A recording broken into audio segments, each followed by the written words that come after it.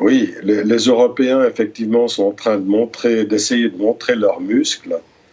C'est assez étonnant de leur part parce que pendant ces 3 dernières années, ils ont absolument toujours refusé de parler de paix. Dès que vous articuliez le mot paix, vous étiez considéré comme un traître. Et puis maintenant, tout d'un coup, les Européens semblent se réveiller et exigent, par exemple, de participer aux négociations que les États-Unis et la Russie vont mener. Alors qu'ils, pendant 3 ans, justement, ils avaient toujours refusé d'entrer dans ces négociations. Ça, c'est déjà leur première contradiction. Et puis ensuite, maintenant, alors, ils ont continué évidemment à aider, pendant toutes ces années, à aider l'Ukraine, à fournir des armes, etc. Et maintenant, ils aimeraient passer tout d'un coup à la vitesse supérieure en envoyant des troupes. Mais jusqu'à maintenant, bien justement, ils l'avaient toujours refusé. Je rappellerai aussi que la semaine dernière à Londres, Keir Starmer a refusé, lui, d'envoyer des troupes britanniques à Londres. Donc toutes ces gesticulations, toutes ces déclarations bellicistes, cette agitation va-t-en guerre, à mon avis, est à prendre avec des pincettes, comme tout ce qu'entreprennent les Européens depuis 3 ans, parce que c'est complètement contradictoire, c'est faire l'impasse aussi sur toutes les divisions internes propres à l'Europe, et je crois qu'ils vont voir aussi ça comme, personnellement en tout cas c'est mon opinion, comme beaucoup de bruit pour pas grand-chose. Oui, là aussi, c'est une manière de mettre en avant le fait que la France est une puissance nucléaire. C'est aussi, pour moi, une manière pour Emmanuel Macron, qui avait perdu un peu la main dans le dossier européen, aussi chez lui, puisque avec la catastrophique dissolution et élection de l'année dernière, il a complètement perdu pied sur le territoire français.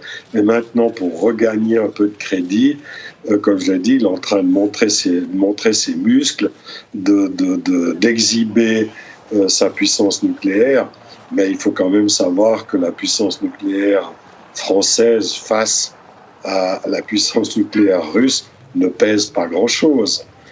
Je crois que c'est surtout une manière pour Macron de se réinstaller dans le jeu européen, d'essayer de prouver aux Français qu'il compte encore, qu'il n'est pas complètement mis de côté.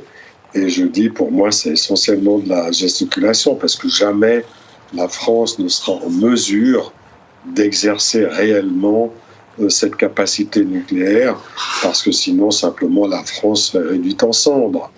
Donc là aussi, c'est à mon avis, une manifestation de, comme on dirait vulgairement, de gonflette, comme on dit dans les salles de fitness, mais qui n'aura pas beaucoup de conséquences. Et puis d'autre part, ce qu'il faut aussi voir sur les 800 milliards que Mme von der Leyen a promis de mobiliser pour la défense, pour augmenter donc la défense, améliorer la défense européenne, jusqu'à maintenant, il n'y a pas un euro qui a été trouvé.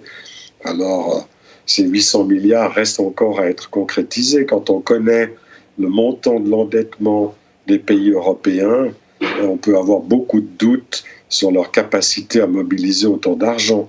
Alors, c'est un peu moins le cas pour l'Allemagne. L'Allemagne a encore des capacités d'endettement qui sont réelles, mais pas jusqu'à 800 milliards.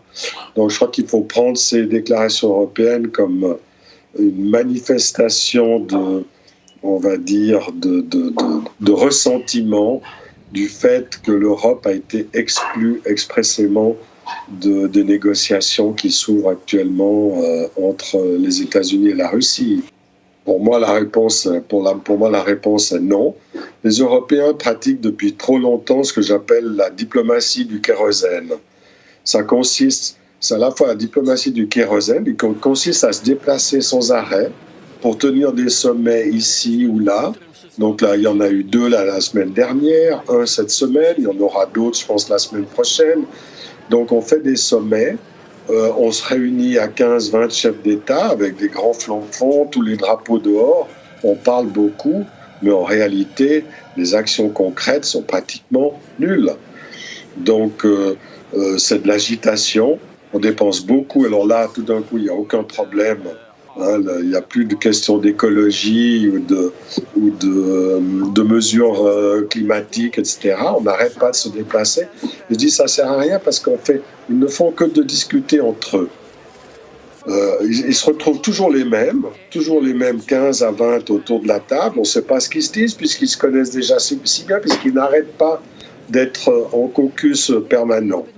Et tout ça avec extrêmement peu d'éclat parce qu'en même temps, c'est kérosène diplomatie avec kindergarten diplomatie. Comme on se retrouve dans une cour d'école où on décide d'exclure les autres, par exemple, on refuse de parler avec la Russie, jamais vu dans l'histoire humaine de la diplomatie, hein, qui dure depuis à peu près 4000 ans, on n'a jamais vu une diplomatie qui consiste à discuter qu'entre soi avec des gens qui partagent le même avis. La diplomatie, c'est l'art de discuter avec ses adversaires.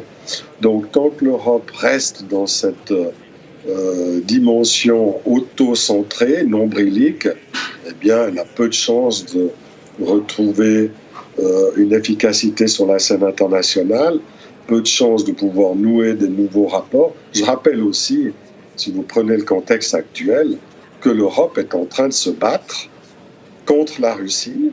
Maintenant, elle se bat contre les États-Unis et puis elle va encore se battre contre la Chine, contre 3 adversaires à la fois, alors qu'elle est incapable de faire face à un seul de ses adversaires. Elle a été incapable de faire face à un seul de ses adversaires jusqu'ici.